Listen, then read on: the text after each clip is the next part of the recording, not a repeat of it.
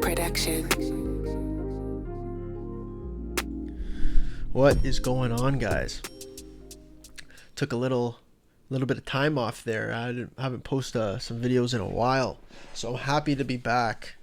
It feels good, especially because it's been bugging me, you know, like, I'm certain, actually, it's not I'm certain. It was the first 2 weeks all year where I didn't post a video. All the other weeks, I averaged like pretty much 3 videos a week. So anywhere from 2 to 6 is what I've been posting, and there's a few weeks in there where I'll bust out like 6 videos. I miss it, man. It's been fun. So this year has been a bearish ass market. Am I right or wrong here? We're going to break down the Nasdaq because there's a few things that I'm starting to piece together. There's a few things that look really interesting. I'm not really going to guarantee that it's going to happen, but it is interesting. Now, they say history doesn't repeat itself, but it rhymes. So I want to look right at the 2008 version of this chart. So we're going to look at the Nasdaq 100 now, point out some characteristics I see, and then we're going to go to the 2008 and see if there are any similarities. So here on the Nasdaq, I got it pretty basic here, just to identify a few things. This box you might be seeing and you're like, what is that? Right? Like, what is that box? This little box is the exact same amount of time and drawdown price in terms of percentage from what happened in 2008. So in 2008, it went this exact amount of time. How many months is that? Almost 2 years. Almost 2 years. It's about 1.5 years, we'll say. So that's what the box is kind of resembling. Do I think it's going to last the exact same amount of time? I mean, we never know. I just want to have it there because I think it's interesting. Like, I want to see how well it matches up if it were to happen, just like 2008. Anyways, that's this box. Here we have an upper trend line, right? It's holding us back here. We have 1, 2, 3, 4 clear touches here on the weekly time frame. Haven't been able to break up over it since. Okay, we have a clear downtrend. So the market has been moving in a downward trend. Now, for people who might not know what that means, right? We start from a high, we come down, make a low, we come up, we make a lower high compared to the very top, right? So a lower high, a lower low, a lower high. Right here is the point where I think it's interesting. And why I think it's interesting is because this trend line has been holding decently well over the past little while as well, right? Since June, this trend line has been touched once, twice, 3, 4, 5, 6 times now. So we want to see, right? Is it going to curl up here and act as support? It's possible. That's more of a bullish case, you could say, right? So this is what I'm looking for. We have one wave, push down, correction, push down, a little bit of a stronger move. I want to see if we push down, see if we can go any further, right? Again, we had this resistance zone. I thought we were going to stall here, but we actually went up and straight up tested the trend line. So we could delete that out of the way. Now, what I'm looking at here is 2020, right? Very beginning of 2020. This is the high we made before we had the little Corona crash. So this zone is also something that we looked at in 2020 where we had very choppy action. So I marked it out on this chart because I thought it could be acting in the future. Like, this is what I was pointing out back in like January, February, that level could be reached back if a bear market persists. So it's happened. We've come back into that zone, right? So that's the chart breakdown. If you haven't watched my videos over the past couple weeks. So again, I've highlighted that we got some bearish downtrend. And if you notice, right, these bullish moves, when we're trying to make that lower high here, which happens, such small price action, right? But that's the bull price action over that period of time. It's way shorter than how long it took for us to get down here.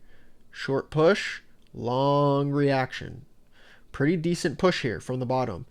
So if this is about to happen again, the way I'm thinking of it is, if this bear market is going to persist into the end of the year and inflation rumors continue to go on, right? Russia Ukraine war drama continues, right? Or if the housing market can't seem to cool off any further.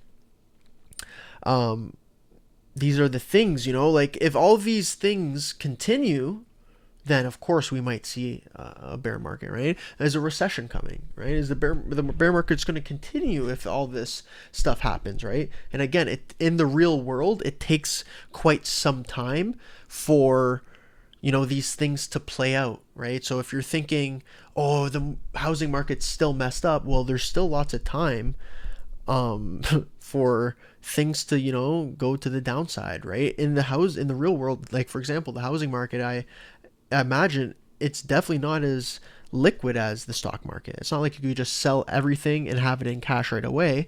You need to sell it, and then there's like a period of time where you need lawyers and you need real estate agents signing papers. It takes like a 30-day period at least, I'm pretty sure. Then again, I don't know too much about that. Correct me if I'm wrong, but that's why I think it could be taking a lot longer, right? Now, if we wait maybe a half a year from now, so at the end of the year, let's see what happens at the end of the year, right? Is there going to be a lot more people, selling their homes? Is there going to be higher inflation? Is there going to be, the shipping and handling, is that issue going to be resolved, right? I can't really freaking think of the terminology right now, but you know what I'm trying to say, right? Like, everything's taken forever to come in. Like, we barely have any stock of shit in stores. Like, if this type of economic pressure continues, like, man, of course we're going to see a downward market, right? Again, I'm starting to ramble a little bit here, but this is kind of what I'm looking at. If it were to be a bullish perspective, I want to see us hold this point, right? We hold it here, and then we push to the upside, break that lower high. We need to break this level now, right? This is where we're at. We need to break that, come up above, and break that trend line. So it's interesting, the Bears have been in control for quite some time. We need to see some bulls coming in with hot volume to, prove right now that we do want to, raise prices higher. But as for now, right, this is what I'm looking at. Maybe a long continuation to the downside here. Now let's look at let's look at 2008 and see if there's any similarities. I have some of it marked out already. So we have a tightening range here, right? This again from late October, almost November, to March 2009, right? So October 2007 to 2009. What is it, October or March? So again, almost like a year and a half, around similar times. We got that triangle tightening up in this range. We got lots of bearish engulfings. You see that? We tighten up. Once 3 weeks, we reach the bottom. We can't hold the bottom. We break below for several weeks, right? So long push, nice push upward, right? Look how much longer it takes to bottom out. Whereas to actually drop, it goes a little bit faster. And it happens quick, but it could go for a long period of time here, right? Like the drawdowns, 1 week will be like, as you can see, it says here like 11%. The next week, 13%. So it drops fast, but it holds that price for a long time, and it continues to go down for months.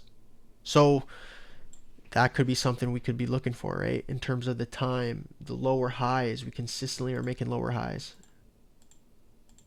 We tighten it up a little bit here, but can't break that weekly lower high, and then we push to the downside.